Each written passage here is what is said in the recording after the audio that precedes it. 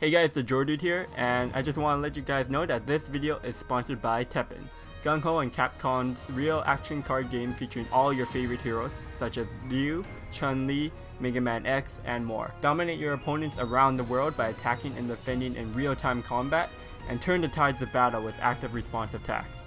This game is actually a lot of fun, guys. The games are quick, exciting, and challenging. Give Teppen a try and download it now on your mobile devices with the link down below. Here's a little warning, the game can be quite a little bit addicting. Hey, what's up guys, TheJordude here, back again with another Teppen deck and gameplay video. Today's video I want to feature a Morrigan deck. This is actually a deck that when I first started playing Teppen, I played this deck the most. It was the first deck I built because I looked online and a lot of people were saying that this was the strongest deck currently in the meta. So I wanted to just play the best deck in the meta. It's actually quite tricky, and it does require you to have a bit more of a higher budget to build this deck because there's more epics, there's some more legendaries in the build. But the deck is very flexible. There's a lot of preference slots in it, so if you don't have these exact cards, you can definitely swap them out for different options. So the basics of this deck is that you're using a lot of 4-cost units to they have a lot of good interactions with each other. So basically, a lot of these units, if you have a 4-cost unit, either in your hand or on the field, they gain a special effect. So for example, Lupo, when played, it gains +2 attack and +4 defense if there's another purple unit in your hand or extra pocket that costs 4. So it becomes like a 3/8. So very well statted unit for 4 costs. Very consistent too because your deck is full of 4-cost units, so most of the time you reach the conditions. Vector gains a +1 attack, +3 defense, so it becomes a 2/8 and it's unblockable. But the most powerful 4-cost units in this deck is definitely Beltway. This is a must in your deck. It basically returns a random unit on your opponent's side that costs 4 or less, so this is very good against decks like Rathalos, because their combo units usually will, unless it's Chun-Li, is going to be costing 4 or less. So once they like commit a lot of resources onto their combo unit, or they use a hero art, you can play the Beltway, bounce it back. Very good card in that sense. 4 Eyes is also a very strong card. If you have a 4-cost unit in play, you get to steal one of your opponent's units randomly if they have 4 or less defense.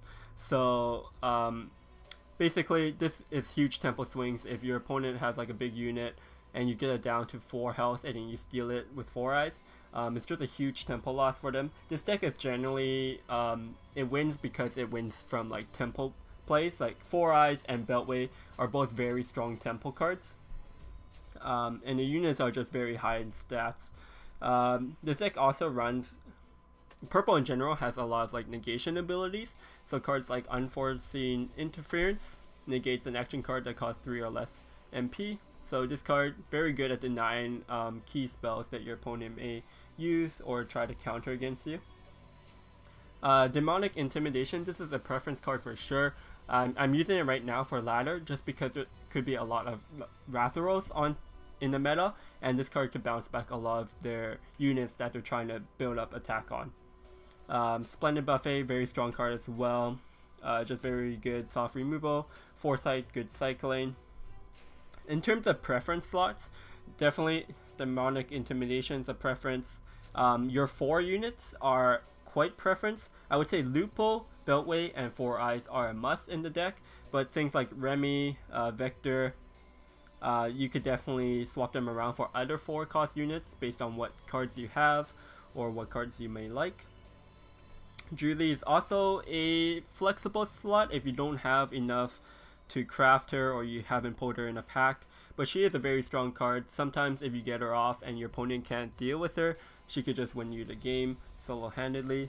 Dante as well is another preference card. If you don't have the card or resources to craft it, you don't need him, but for me, I like to have him in just because I pulled him from a pack and he can be very impactful. Tigress, I do like 2 copies. Some people run 1, but I think 2 is a good number. This card is just very strong, so I would think you would need at least 1 in your deck, just because it has a rush. So if you need him for a removal, a big unit, then he's pretty good. He has spillover and agility, as long as you don't use a spell. So pretty strong unit. Brainwash, I would say this card is also a flexible spot. I pulled this card from a pack, so I'm playing it, but a lot of people do run it, and it could be very impactful, especially if your opponent uses all the resources or puts a really important unit onto the board. You could just steal it. The downside is that it does cost 7, and if you don't play it properly, people might chain above it and like destroy their own unit or return their own unit back to their hand, and then you just fall really behind in tempo. So this card, you definitely have to be careful when playing it. But yeah, this is the deck. I would say the deck is very powerful. It can win any matchup, but you definitely have to play this well. It can get a little bit tricky. The weakness for sure is that if your opponent gets ahead of you on tempo, it could be a little bit hard to come back, or you're going to have to tank a lot of damage to come back into the game, just because you have to save up the mana to be able to play all your cards. So yeah, this is the deck, guys. If you enjoy it, make sure to give it a thumbs up and subscribe. Comment down below which kind of purple deck you like playing the most. Do you like Morrigan Force? Do you like Resonate Purple? Let me know in the comments. Thanks for watching, enjoy the games, and I'll see you guys next time. Peace. Okay, so we're against Gear Armor for Mega Man X. See, Gear Armor is the one that gives Veil. Okay, Veil is kind of annoying because it actually counters my Shadow Blade. So what do we... Let's put a loophole.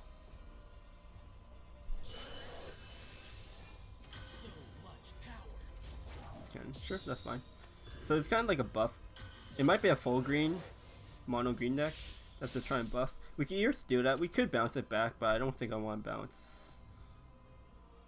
I'm going to try to steal it before it hits my unit. So now I get a mana boost, so it's quite good.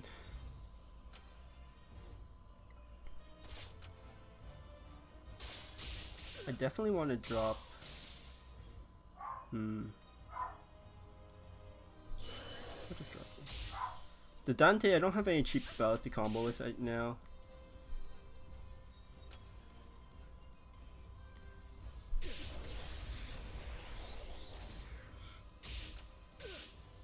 I'm just using the Chun-Li, my Judy, to trade, which I don't really like,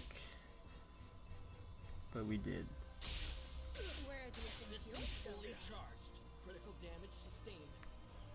If we could steal that, that would be cool.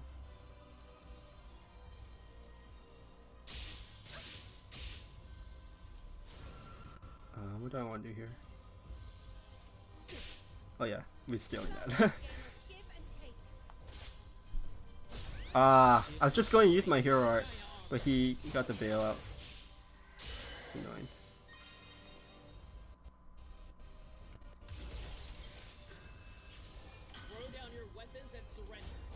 Yeah, the veil is really annoying because I can't use any spell to activate my Dante. So actually dropping the Dante was probably a mistake here.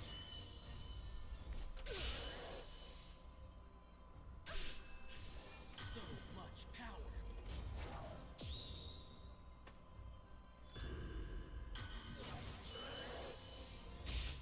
Yeah.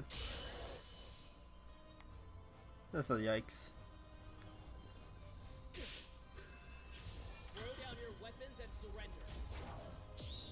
Can't counter any of these because these units are too expensive for me to actually like Beltway.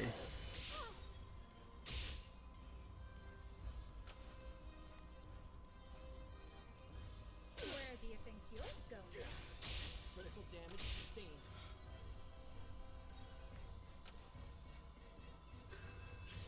So much power. I don't want to bounce that back because giving him more Herculean strength is just not good.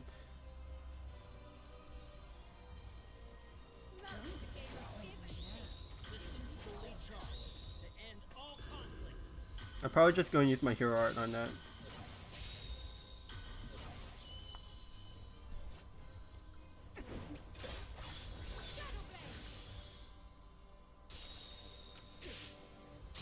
He's actually getting kind of low. He's only at 6 actually. So maybe we could just like somehow sneak in a kill on him.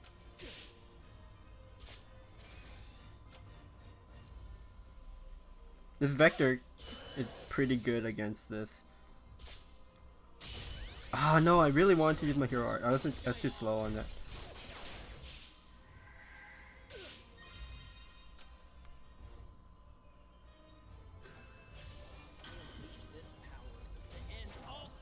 Okay, we have to counter that. This is our way of winning this Vector hitting him right now.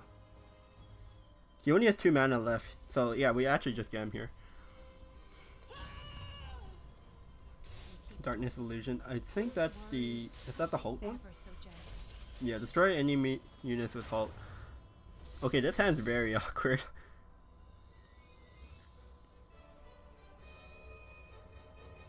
So his deck is kind of like control. How are we winning? Basically, we just have to out-tempo him somehow. But I actually can't do anything until he... My hand's locked until he plays something.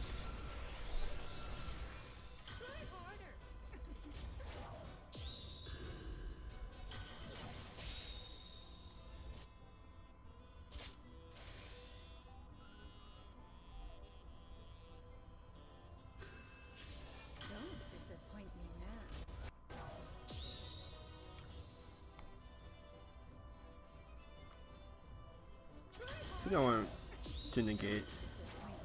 Okay, 5 seconds is fine. I basically would just want to cycle these spells a little bit.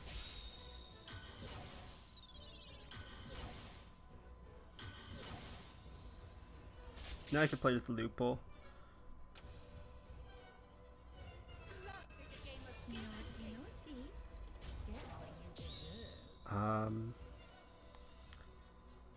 I want to negate that.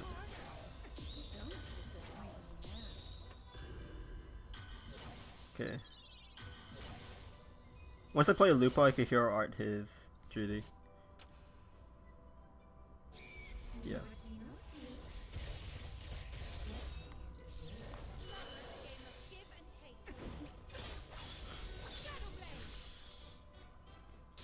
Okay, now his immediate threat is gone. We can chill, save up some MP. Our hand's still really awkward here.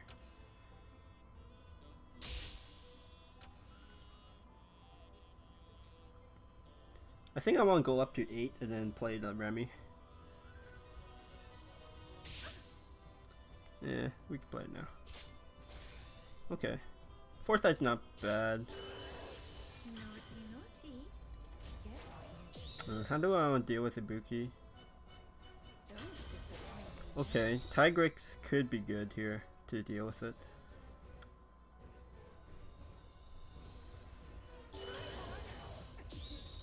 Yeah. I mean, I'm going to have to let that hit me like a little bit.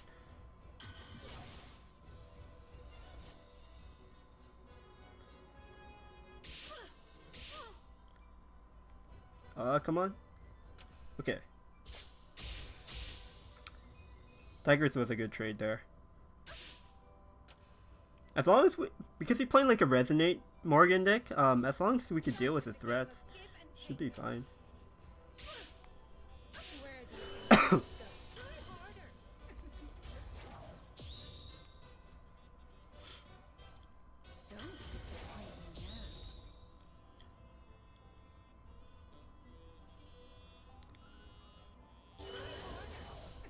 He's not going to deal with my board, unfortunately. This doesn't have flight. Tigrex coming in clutch. Ah, timing was off.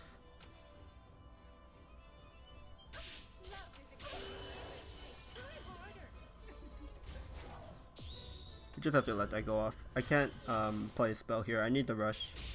Oh, I missed the attack apparently.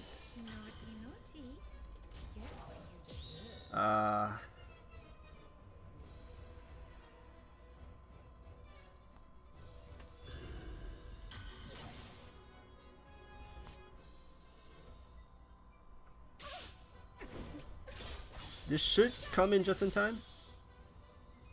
Yeah, okay.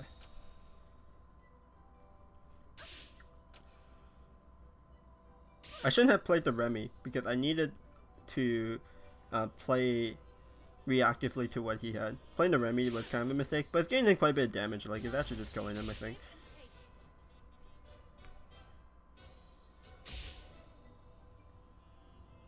Where do you think you'll go?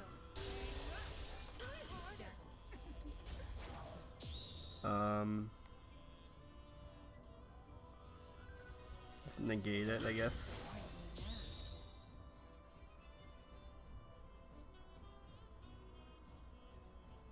Naughty, naughty. Get what you deserve.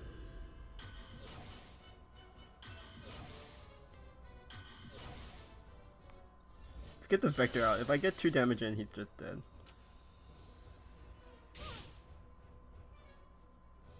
Okay, he's just dead. I don't think he either didn't have the mana, I didn't check his mana, or he didn't have a faller to block. And he used all of his halts early on, I guess.